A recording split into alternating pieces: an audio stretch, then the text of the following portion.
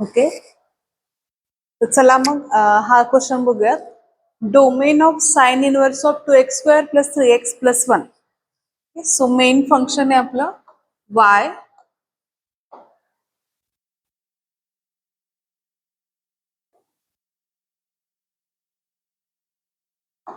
y is equal to sin inverse of 1 + 3x + 2x².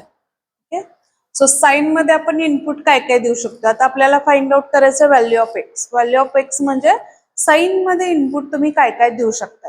So हा जो function आहे हा फंक्शन काय लाय होणार आहे, साइन मधला जो एक्स आहे. स्टँडर्ड फंक्शन मध्ये आपण काय बघितलेलं, साइन इनवर्सचा जो एक्स आहे त्याचा डोमेन काय असणार आहे, -1 to the +1. एवढेच नंबर देऊ शकताय, ते सोडून बाकी आपण काही इनपुट देऊ शकत नाही. आता इथं हा जो अख्खा फंक्शन आहे हा झाला तुमचा साइन इनवर्सचा एक्स. सो हा जो फंक्शन आहे 2x² + 3x + 1 हा लाय कुठून होणार आहे, -1 to the +1. Both are included. -1 to the +1. आता आपल्याला एक्स ची व्हॅल्यू फाइंड आउट करायची याच्यामधून. सो सगळ्यात पहिले ही पहिली इनइक्वालिटीज सॉल्व्ह करूया, त्याच्यानंतर सेकंड ही इनइक्वालिटीज सॉल्व्ह करूया. तो फर्स्ट इनइक्वालिटी होईल 2x² + 3x + 1 हा greater than equal to -1.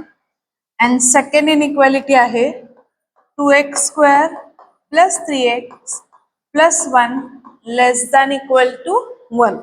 So पहिली इनइक्वालिटी सॉल्व्ह केल्यानंतर एक्झाम्पल बघा काय होते. 2x² + 3x + 2 greater than equal to 0 हा नंबर आला.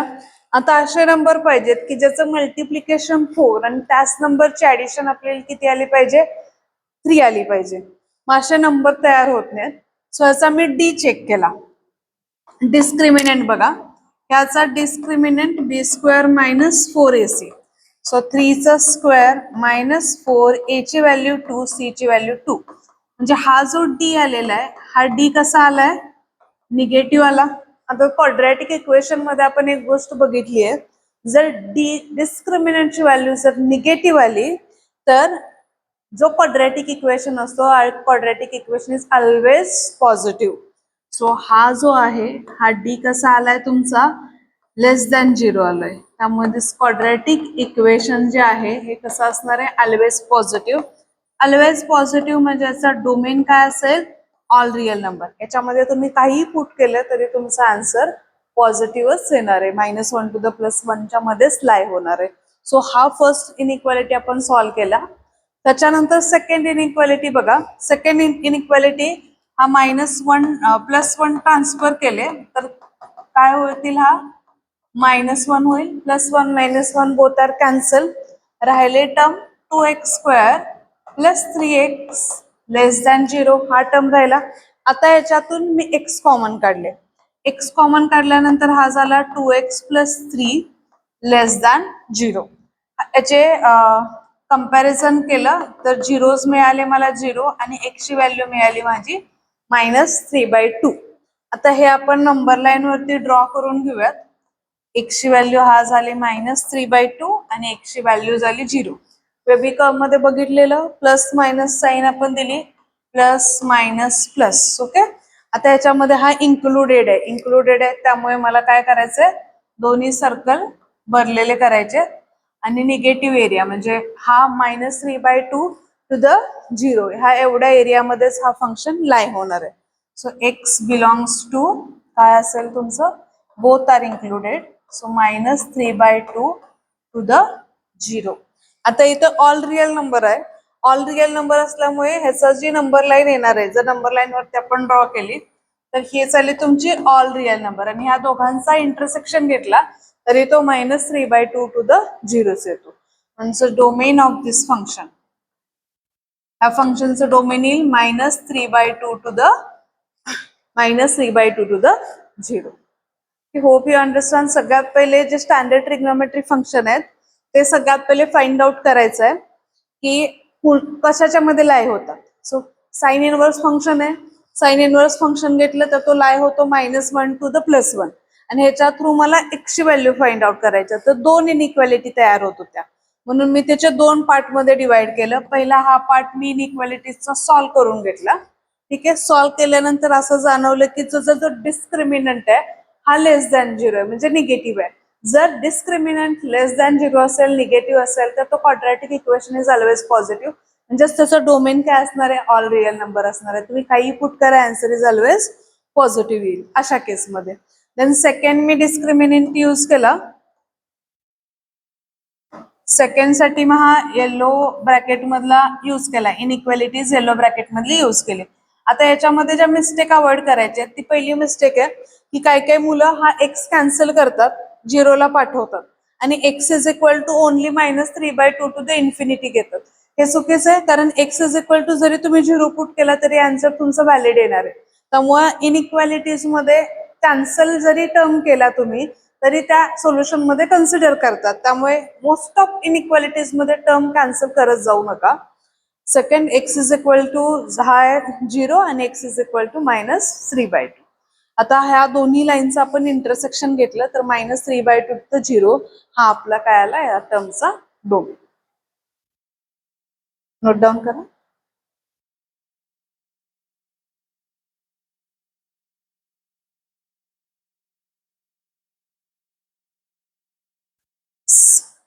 नाव नेक्स्ट फंक्शन बघा. सेम. आता याच्यामध्ये दोन function same domain find out करायचे. दोन्ही फंक्शन वेगवेगळ्या फॉर्म मध्ये दिले. तर पहिले दोन्ही इंडिव्हिज्युअली सॉल्व्ह करायचे आणि जे आन्सर येते त्या आन्सरचं इंटरसेक्शन घ्यायचं. सो पहिला फंक्शन आहे, आपण कन्सिडर केला साइन इनवर्स ऑफ x-3. हा एक पार्ट आपण कन्सिडर करूयात. सो साइन इनवर्स फंक्शन आहे, जो साइन इनवर्सचा जो एक्स आहे म्हणजे हा टर्म येणार x-3. हा कुठून ते कुठं लाईव्ह होतो, -1 टू +1. डोमेन फाइंड आउट करायचा म्हणजे आपण फाइंड आउट करतो एक्सची व्हॅल्यू, म्हणजेच मला एक्सला सिंगल ठेवायचा. आता बघा, एक्सला जर इथे मला सिंगल ठेवायचं असेल तर याच्या मायनसमध्ये 3 आहे, तो मला काय करायचा आहे, कॅन्सल करायचा आहे. तो कॅन्सल करायचा असेल तर मी इनइक्वालिटीच्या बोथ साइडला +3 ऍड करणार. So x-3 +3 1 +3. सो हा झाला 2 लेस दॅन +-3 कॅन्सल. एक्सची value, x is lie between 2 to 4. हा फक्त न्यूमरेटरचा डोमेन झाला.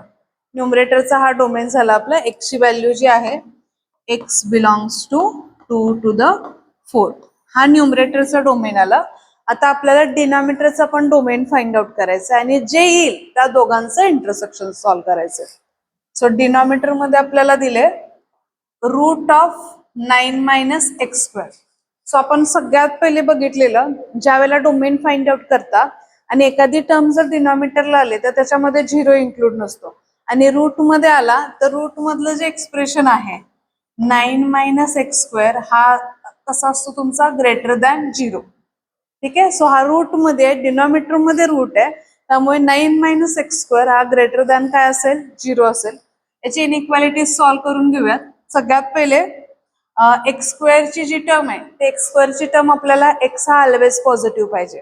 सो निगेटिव्ह नंबरने मी मल्टिप्लाय करते, म्हणजेच -1 ने मल्टिप्लाय केल्यानंतर हा बनेल माझा x² -9. पण ज्या वेळेला मायनसने मल्टिप्लाय करतात त्यावेळेला इनइक्वालिटी मध्ये साइन चेंज होते ना, less than become greater than, greater than become less than. ह्याचे डिटेल्स व्हिडिओ पहिल्या लेक्चर मध्ये आहेत, तुम्ही जाऊन चेक करू शकता. सो हा लेस दॅन 0. हा झाला x-3a² - b² चा फॉर्म्युला यूज केला, लेस दॅन 0. याचे क्रिटिकल पॉइंट्स आले, एक्सची व्हॅल्यू 3 आणि एक्सची व्हॅल्यू -3. नंबर लाईन वरती मी ड्रॉ केला, -3 +3 प्लस हे नंबर आले. आता बघा, लेस दॅन 0 पाहिजे म्हणजे निगेटिव्ह एरिया पाहिजे.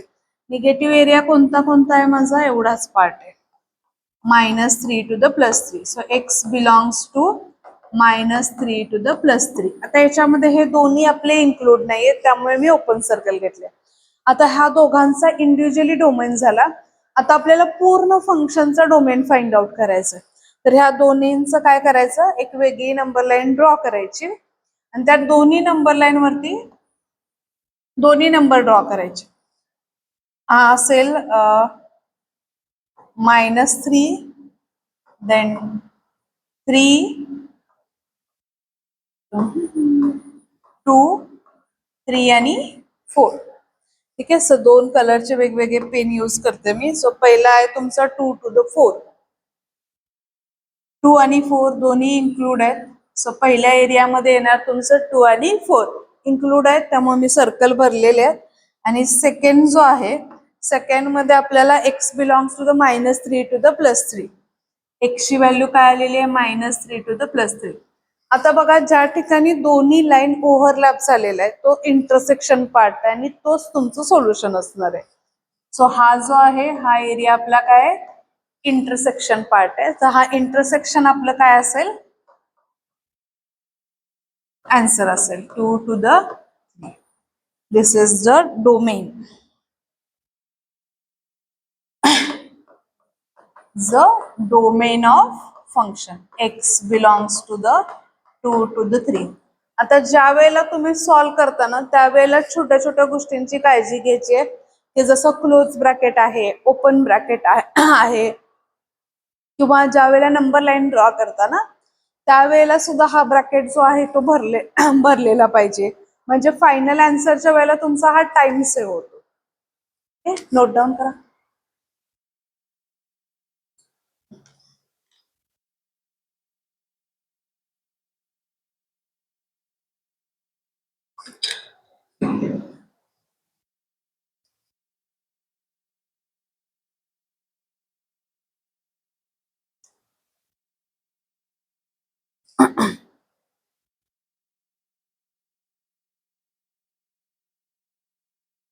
हे 2 एक्झाम्पल तुम्ही घरी होमवर्कला ट्राय करा. सेम ॲज एक्झॅक्टली आपण आता केलेले आहेत त्या पद्धतीचेच एक्झाम्पल आहेत.